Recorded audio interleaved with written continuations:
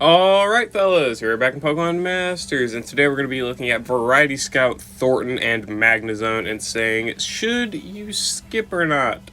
Also, I'm a little bit sick, by the way, just saying, so if I sound a little bit normal, yeah, what the fuck? Sound a little bit different than that is why, because I am sick. I have been for a few days, but it's fine. So, I'm going to keep trying to put the stuff out and not sound completely like I'm dying inside, but, just know that I am. Anyway. So, is this guy worth your gems? Honestly, probably not, but he's definitely one of the better Variety Scout Sync pairs that we've ever gotten, just in general. Like, if we want to take him and we want to compare him to most other Variety Scout units, maybe excluding the Team Rocket Scout, because most of them were just batshit insane. Is there a way to sort by variety? Okay, seems like not. But if we do want to go ahead, I guess, look at the other Variety Scout units, Nolan and Thornton are both very, very good. Okay, apparently the gacha does not include that. Limited, how about that? Does that count? Yes, limited counts. Okay, so Thornton and Nolan, both very, very strong Variety Scout Sync pairs. Archer, again, all of Team Rocket, including Giovanni, all very, very strong as well. But then if you want to go back even further, you will look at Mallow and Kiawe. I would say that they are definitely far, Kiawe is probably still up there, but Mallow, I'd say, is definitely a far cry from how strong Thornton can be. And if we want to go even further, none of the Kanto Elite Four besides maybe Lance even hold a candle to them. And I would say that probably even the evolutions here don't I don't think they even compare either, even though they've got like weather and terrain and whatnot. But whatever. I digress. Thornton here is definitely very, very strong in a lot of aspects, but I would say there's some very specific reasons as to why you shouldn't summon for him, and we'll go over that after we go over his base kit details. Okay. So he is a field sync pair with the steel typing, meaning he'll be able to set Steel Zone. He'll be the second ever character able to set Steel Zone, meaning it's still a very, very good thing. And he's also a specially offensive unit, sync pair, whatever. So he's actually different from Marnie, in where he's actually able to help out special allies like, Raihan. I can't think of any other special steel attackers. I know there's more, but I literally can't think of any more. But like, he's able to help out special attacking steel characters more than, Marnie. So that's a good, Tate, right? That was the big one I was thinking of that I couldn't remember. So yeah, Steel Zone is definitely very, very good. Of course, it's not on demand. You do have to use his sync move, which is a little annoying, but of course he does have some caveats for that, so it's not too bad. Because he also does have the EX role of a support. And I would say that if you are willing to invest fully into this guy, the support EX role is definitely a valuable thing for him, because he's got a lot of great value, and being able to provide the support role as well as being able to do damage as a field sync pair is actually pretty solid. So that's a very, very nice ability there. Combining field and support is actually probably one of the better combinations in my opinion, because you're able to, if you want to use the sync move for damage, you can, but if you want to use the damage or use the sync move just for setting a field or a weather effect or whatever, then obviously you're probably going to be lacking damage. Obviously you'd have to be sacrificing another sync move in order to do that sync move. So being able to get some extra stuff from the EX role is nice, such as a support EX. It's similar to a support having a weather / zone or terrain or whatever you want to call it, right? So I think that's very, very good. Again, he's steel typing. He drops on October 5th and lasts until October 19th. Which I'm quite certain is also the same date that Akari and Ray leave. So I don't know why they share the same date. So whatever. Okay, this doesn't tell me actually. I don't know why I checked. I don't know why I checked this. It doesn't tell me. It just tells me the release date. But yeah, so 4 sync pairs leaving on the same day, because I'm guessing Nolan leaves on the same day too. Anyway. So again, steel type character Sinnoh, battle facility foe, knowledgeable gadgeteer. Got a lot of good theme skills here. Looking at his stats here, he's got pretty good HP, 645, 205 defense, 166 special defense, so he is quite lacking on the bulk side of things, at least for the special defense, I would say. Defense is fine. 458 special attack, so he's definitely doing very, very good on the special offensive orientation. 241 speed, a little bit lower, but definitely, that's fine, right? You can definitely make do with this, because he also does have some gauge efficiency stuff for himself, so that's nice. Overall, stats, not too shabby. Of course, you can upgrade them with the EX and EX roll. Of course, if you do plan to use him as like a support type of character, then giving him the EX will boost his defense to 240, his special defense to 200, and then giving him the EX roll will boost his special defense further to 240 and his defense to 280. And of course, that will net you 160 HP, meaning you'll have like 800 HP to work with. So it could definitely work fine as a tank, especially in like a stadium setup. That's good, right? Definitely very, very nice if you do want to use him as a type of support character with the Steel Zone and support EX and whatnot. So that's very, very nice. But of course, obviously, the offensive stats are also just good as is. Passive skills, he's got Factory Knowledge, powers up all of the allied sync pairs moves when attacking an enemy that is restrained, and it applies restrain to a target when the user's attack move against it is successful. So, I'm guessing this is going to be like Irida's passive towards a 20% buff to all allies. I'm just assuming. As well as I think that's how Blues works. I think that's a 2 behind it. I don't remember. Maybe the thingy here will have some knowledge on it. No, it doesn't. Okay, so this doesn't tell me anything about Thornton's abilities, but okay, well, we couldn't know anyway. That's fair. That's fair. But yeah, so I'm going to assume this is a 20% multiplier. That just makes the most sense. Very, very good, obviously, again, as a support role type of character. Pair him up with a steel character, even the ones that aren't necessarily super benefiting from him being special. Like, again, pair him with anyone, like, Gloria, Rose, all, the main character, right, Silvelio, any of the like big steel type damage dealers, and of course their power buff's going to be insane because you've got the Steel Zone from Thorton here, as well as of course this 20% power. And in order to set restraint on the enemies attacking an enemy, we've got Discharge, meaning you can set the restraint AoE against all the enemies just in one turn. Of course, if you don't want to do that, you can just individually use Flash Cannon on each of them. It just depends on what you want to do, but I would just probably go for the Discharge, apply restraint to everyone all at once, and there you go. Very, very good, right? Hit restrained opponent for moves next 9, applies for moves next to the user when its attack move is successful against a restrained opponent. So he's got essentially infinite gauge, for the most part, for himself. So you restrain an enemy with Discharge, and then you get infinite free moves next after attacking that enemy. So that's very, very good for Flash Cannon / Discharge spam. Of course, if you do use Metal Sound, that will not proc a free moves next because it's not an attacking move, but it'll still be good because it's a 2-gauge move, so you don't have to worry about that too much. But of course, if you do want to go for damage with Flash Cannon and Discharge, you'll have infinite gauge to work with. He's got hit restrained opponent super effective next 9, applies super effective next to the user when its attack move is successful against a restrained opponent. So if you're doing super effective damage, whether that be electric or steel, then you're able to do a lot more damage because you've got infinite super effective next as long as you keep using an attacking move against a restrained enemy. So that's very, very good. He's going to be doing very, very good on-type damage, 100%, especially with the Sync move as well. So definitely not bad at all for sure. Obviously, you would want to compare him off-type, but I think off-type he's fine as well because he's going to be more of a support type of role instead of a DPS type of role because Flash Cannon and Discharge do not have the greatest of base powers. Because you'll be able to give yourself free moves next and, not use too much gauge, and you'll be able to give yourself and your allies 20% power buffs as well as a set Steel Zone for your allies. So you can definitely make full use of him off-type as well as on-type. And again, high score scenario with an eventual steel type high score event, I think he'll be just fine. The support role is definitely very, very nice. The infinite gauge is also very, very nice. We've also got Metal Sound here in the moves. So he's able to lower enemy special defense by 2. This is obviously good for his own damage as well as any other special damage dealer you may pair him with. From the steel example, you've got Tate and you've got Raihan as two of the biggest benefiters. And obviously the main character in Berserker as a egg Pokemon, they've got Steel Beam. You can work with that too. So there you go. Other than that, again, we've already stated he's got Flash Cannon and Discharge. Discharge is an AoE move with a 30% chance to paralyze, but of course it's also got the guaranteed restrain, so that's good. And then the Trainer move. This is one of the more powerful abilities he has. It raises an ally's attack and special attack by 2, and raises an ally's crit by 3, and applies endurance to an ally.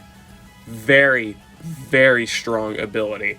Being able to max any given ally's crit in a single turn, as well as give them a little bit of offensive buffs, and of course the endurance, is so insane. Obviously, you could give it to him if you do want him to do damage, but again, if you want to bring him into a supporting role, you can use this to max an ally's crit and not have to worry too much about bringing a type of support that can work well with that ally in terms of buffing crit. Like, for example, let's say you want to bring, I don't know, I guess we'll say Tate.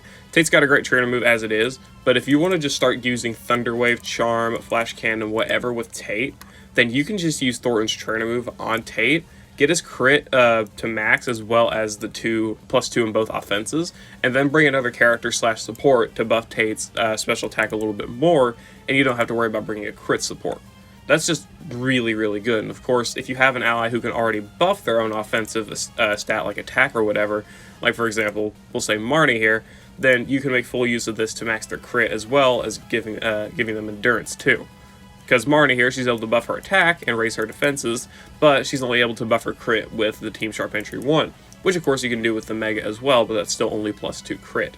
So you can use Thorton here, max her crit in a single turn, let her start doing some good damage on both her Sync move as well as her Iron Head damage, and of course again, Thorton can be used in the support role with the free moves next, this ability here, whatever else, right?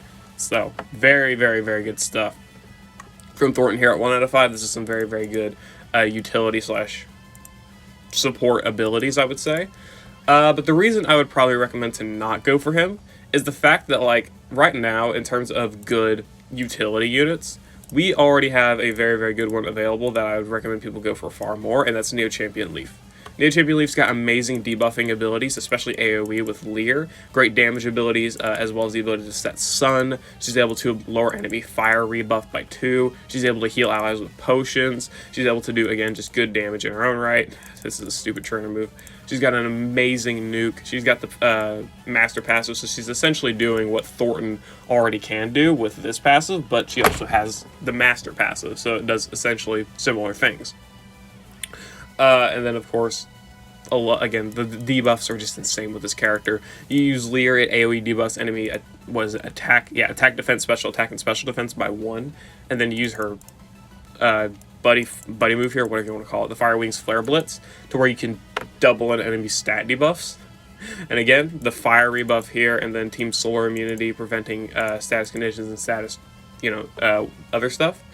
So, Leaf here already very, very nice, and she has the benefit of being a tech instead of a field character, so if you wanted to invest into her grid, it would be so much easier because you can use tech candies as well as general candies instead of being limited to general candies and field candies, which on the rate that we're getting field candies right now, we're not going to get a field candy for like 3 or 4 months. So that's just good luck, and that's only one of them. Thornton probably would need 2. And Leaf here, again, you can use a general candy as well as tech candies, which are far more common, tech candies specifically, in order to give her her grid, which can be super good because she's got a lot more great stuff in this grid for both doing some good damage as well as some decent utility stuff, such as Solar Sync, be able to set Sun, Afflictor's Fervor 1 with Leer, as well as Drought Alert for extending Sun, Gauge Acceleration with Catalytic Acceleration, and etc. I would say Leaf definitely provides some great utility and just makes it a little bit better than Thornton. Obviously, they're two different characters for sure, both different types, different roles, etc. But in terms of just looking at a utility unit to a utility unit, I would say Leaf is probably a bit better to go for, because she also has the EX role of support, so you can get the same type of buff there as well. And again, looking at Thornton, he does set Steel Zone, but of course, if you do want a Steel Zone setter, I would just wait, realistically, and wait for either Neo Champion Marnie or another Steel Zone setter to come back, because this guy, being a special Steel Zone setter, doesn't really work too well with most Steel types, because obviously most are physical, doesn't really work too well with the main character. Obviously, again, being a special attacker makes it so you have to do some weird stuff in stadium parameters, or of course, Legendary Arena. High score event, however you want to say it. He's going to be fine in a high score event, obviously.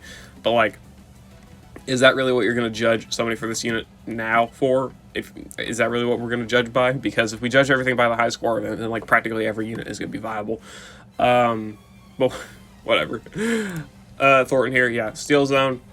I wouldn't say for a lot of these Steel characters that Steel Zone is super necessary, because a lot of them, like, for example, the main character in Solgaleo, they could probably just benefit a lot from defense debuffs, or just, like, a good support or something, instead of providing Steel Zone, because, again, Thornton doesn't really do too much for them, other than apply the Steel Zone, and I guess gauge efficiency, because he doesn't really benefit off of the special defense debuffs or anything. And Rose is just really powerful.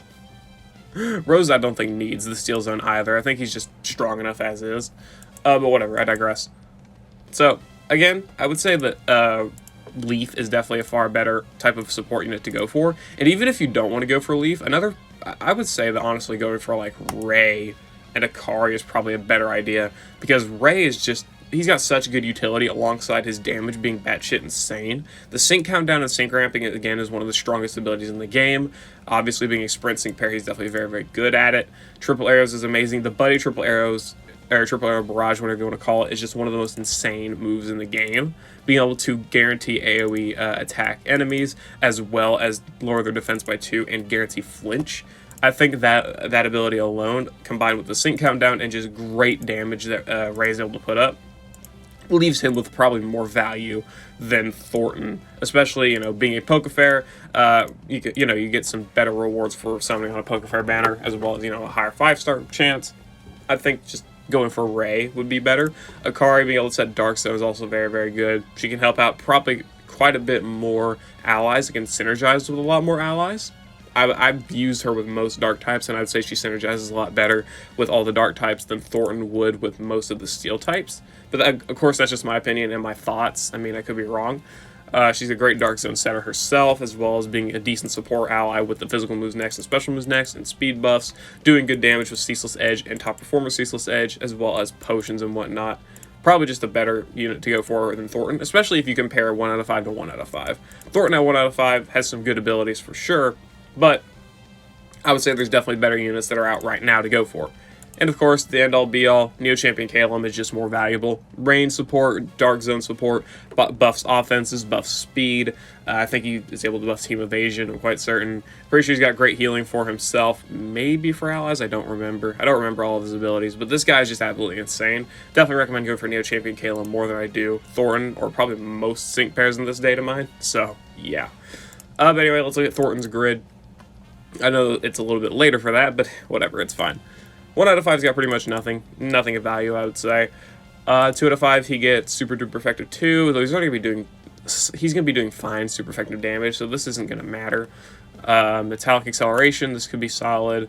Move Gauge Refresh. Fast Track 9 on Metal Sound, this is good for buffing his own speed. So again, good gauge efficiency character here for sure. Paralysis Energy on Discharge if you do want to do some discharge damage. Metallic Healing. Move Gauge Refresh, Turn Move NPR. Turn Move NPR can be good for buffing another ally's crit, or his own, I guess, as well as buffing offenses and applying endurance. So it's not too bad. But overall, I'd say this is probably not a super valuable 2 out of 5. The gauge efficiency stuff, you can bring any other unit to work with, I guess. You can bring another gauge acceleration setter or speed buffer, whatever you want to do. Turn Move NPR is obviously luck reliant and just a little bit niche, so I mean, I wouldn't go for it. The damage stuff is fine, but he's going to be doing fine super effective damage anyway, and Paralysis Energy 3 is not going to be enough to buff Discharge. I'm sorry, it's just not. But 3 out of 5 is where obviously he gets his big stuff. He gets Power Hold 5, which is a 50% buff to his sync move and normal moves whenever the enemy is restrained, meaning Flash Cannon and Discharge are going to be getting a massive power buff. He gets Staggering 4 on Flash Cannon for a 50% chance to flinch when using it, which is also a very good ability. 2 Sync Nodes, of course. He's got the Grand Entry ability, which is fine, I guess. Hit Paralyzed Opponent Special Boost 4, 50% chance to increase special moves next when attacking a paralyzed opponent. And of course, Discharge can paralyze, so it's not too hard to get that. We do have Hostile Environment 2 for a 90% chance to paralyze with Discharge. Of course, split it 3 ways and whatnot there. He's got Stack Shock 5 as well for a 50% sync multiplier when the enemy is paralyzed. He's got Satisfied Snarl for guaranteed special attack debuffs when targeting an enemy with an attacking move. Or no, targeting any enemy with any move, rather. Sorry. So you can use Metal Sound and Satisfied Snarl will activate, or you can use Discharge and AoE Satisfied Snarl will activate. So that's not bad. He's got Stupefy 9 as well on Metal Sound, meaning he can debuff special defense by 3 in a single turn, which is a very, very, very good ability for sure. But yeah, whatever. So I'd say this is probably the most valuable stuff in his grid. This different stuff, he's able to help out his damage a lot. He's able to do some good paralysis. He's got, you know, the flinches with Flash Cannon here. He's got some good debuffing abilities with Stupefy as well as Satisfied Snarl. And the special boost is good, but honestly, I probably just wouldn't pick it up, especially compared to everything else we have right now. So I guess if you want to go for a full nuke, this is probably your best bet. Yeah, this is probably your setup for the full nuke. Because this is a 50% multiplier and so is this. But really, I wouldn't go for the nuke because the nuke's not going to be hitting that hard. This is mostly just for damage, so I probably would just ignore out on the Static Shock. Realistically, right? And then I would probably pick up something like Satisfied Snarl and Stupefy, or maybe get rid of Satisfied Snarl for the Staggering. Probably better, because he's definitely a lot better as a utility character than he is a nuker. And he's got fine DPS as well, so Power Hold 5, probably a decent ability at least to pick up, I would say. So of course you can also skip out on the sync nodes, so there you go. And you can probably pick up something like this. Yeah, this is probably a solid enough grid, I would say, if you do want to do some decent DPS and you don't really want to use his nuke for damage. Maybe of course you could, you know, maybe you could pick up Static Shock, whatever, if you want to use his nuke in order to set Steel Zone, which of course is obviously a good idea. You could do that. But yeah, overall, I'd say you could definitely fluctuate with his grid quite well, depending on like what you want to bring and whatnot, how you want to work with him.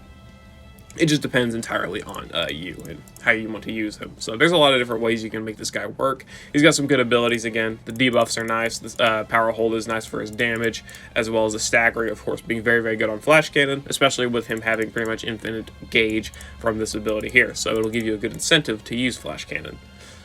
Overall, pretty strong 3 out of 5 abilities, but again, if we want to compare him to another character, compare the flinching to Ray. Ray's got it infinitely, as well as the 30% chance on his normal triple arrows move here. He's got a 30% chance to flinch, and again, he's got the guaranteed flinch on the triple arrow barrage, as well as just doing really, really strong damage.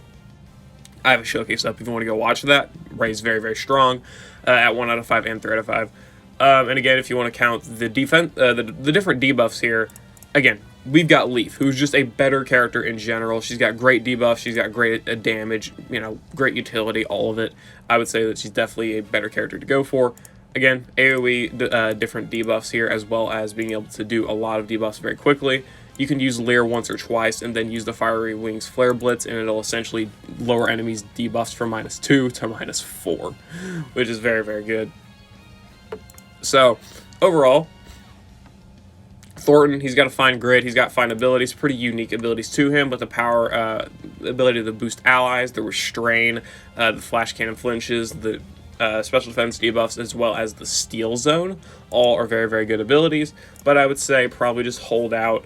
I wouldn't really go for him. He's definitely one of the better utility sync pairs in the game for sure, on the better end. He's not like better, but he's on the better end, especially for a variety scout. He's definitely very, very strong. But you do have to consider a lot of the good utility stuff, such as the Staggering, Stupefy, nuking stuff, whatever, in the grid. You do have to use either general candies on, or you will have to wait a very long time for the candy, or again, you'll have to go for multiple copies on his original banner, which I would just say is not worth it, because these field characters, you've got to be very, very worthwhile to invest in a character like a field character, because obviously you're using general candies on them. You can't just be using them on any mediocre field character, so I just wouldn't, I wouldn't do it, alright? I would just be careful of that. So yeah, you got to do consider, in order to get a 3 out of 5, you will have to use a lot of candies or gems or whatever.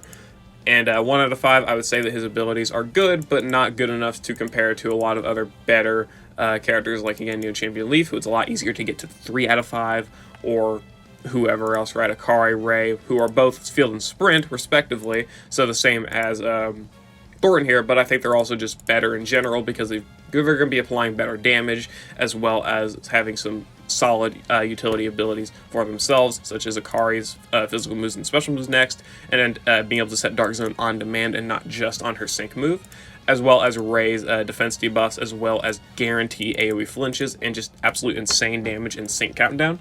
I would say he's probably just better to go for. Akari too.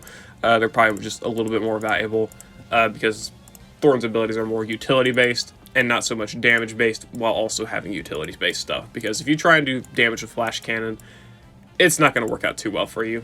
You're far better off using any other damage dealer for sure.